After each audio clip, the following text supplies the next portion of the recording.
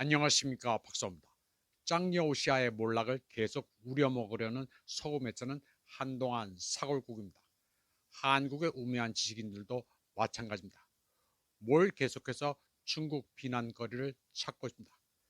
82 집단군이 움직인다는 등 각 군구가 술렁인다는 등 없는 얘기를 만들어내고 있습니다.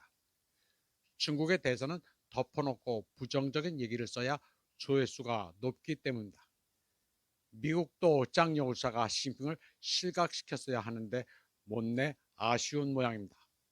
드루 톰슨의 블로그 기사처럼 내셔널 인터레스트가 또 비슷한 기사를 썼습니다. 내셔널 인터레스트는 대표적 네오콘 잡지입니다. 중국의 새로운 군사 숙청은 타이완의 불길한 징조를 담고 있다는 제목입니다. 내셔널 인터레스트는 중앙군사위원회 부주석 짱여우샤는 노련한 군사 지도자였으며 전문가들은 그를 중국 군부에서 신중한 목소리를 내는 인물로 평가했다고 주장했습니다. 하지만 그의 후임자는 신중하지 않을 수도 있다고 주장했습니다. 그러면서 최근 시진핑 주석 휘하에서 근무했던 여러 관료들이 해임되는 현상은 마오쩌둥의 숙청을 떠올리게 한다고 말했습니다. 마오쩌둥은 10년간 지속된 문화 대혁명 기간 동안 잠재적 정치적 경쟁자를 제거하고 혁명 이념에 대한 충성을 확보하기 위해 많은 고위 장군과 군 지도자들을 숙청했다고 말했습니다. 내셔널 인터레스트는 시진핑 주도의 반부패 캠페인은 중국군 최고의 장성이자 막강한 권력을 가진 중앙군사위원회 부수석인 짱여우시아를 연루시켜 그가 부패 그리고 미국의 핵 관련 기밀을 유출한 혐의로 조사를 받게 했다고 썼습니다. 75세인 짱여우샤는 1968년 인민해방군에 입대해 육군에서 복무했으며 1979년 중월 전쟁에 참전한 몇 안 되는 실전 경험을 가진 군 지도자 중 한 명이라고 했습니다.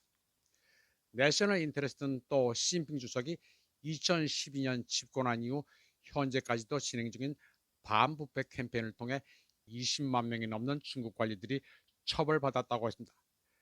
지난해 시 주석은 부패가 중국 공산당의 가장 큰 위협이라고 경고했지만 이러한 부패는 당 간부들의 권력을 견제할 장치가 미약한 중국의 일당 체제에서 비롯되는 경우가 많다고 썼습니다. 미국의 내셔널 인터레스트도 별 할 얘기가 없는 모양입니다. 짱여우샤가 중국의 핵무기 기밀을 유출한 혐의를 받고 있으며 승진 대가로 뇌물을 받은 것 같다는 월스트리트저널 기사를 반복했습니다. 그러면서 인민해방군 내 숙청이 타이완에 무슨 의미를 갖는지 별 내용도 없는 것을 썼습니다.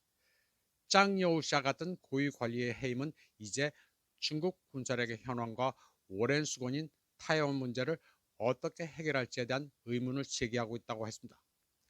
그러면서 짱여우샤의 부재는 이미 텅 비어버린 중앙군사위원회의 지도력 공백을 초래할 수 있으며 시진핑 주석에게 합리적인 목소리를 낼 수 있는 인물이 사라졌다는 것을 의미한다고 주장했습니다.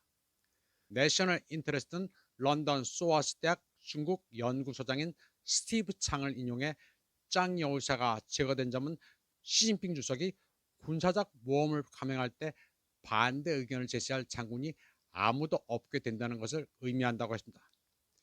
그리고 이는 오판의 위험을 증가시킨다고 말했습니다.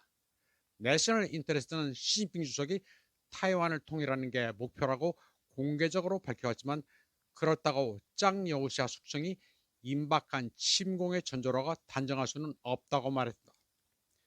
그러면서 시진핑은 승리를 확신하지 않는 한 침공 명령을 내리지 않을 것이지만 그렇다고 주변에서 신중을 기하라고 감히 시진핑에게 조언하지도 못할 것이라고 주장했습니다. 내셔널 인터레스트의 저자는 짱여우샤의 몰락으로 세계가 더 불안해졌다고 주장했습니다. 짱여우샤 사건은 비비 꼬아서 볼 필요가 없습니다. 자꾸 그러면 머리가 이상해집니다. 부패 척결로 중국 군부가 더욱 건강해진 것입니다. 어느 나라나 국가는 부패가 심하면 망하기 마련입니다. 따라서 중국은 망하기는커녕 더욱 강해집니다. 이번 방송은 여기까지 하겠습니다. 시청해주신 여러분 감사합니다.